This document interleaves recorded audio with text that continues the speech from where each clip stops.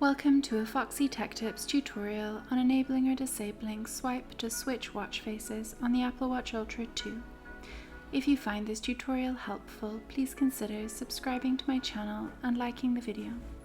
With this setting enabled, you can simply swipe from the edge of the watch screen to switch watch faces.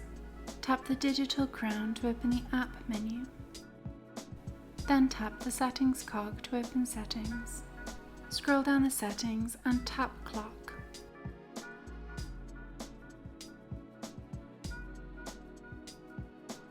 Then tap the toggle to the right of swipe to switch watch face to enable or disable the setting.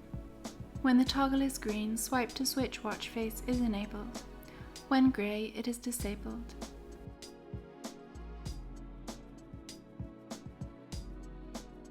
And that draws an end to this tutorial.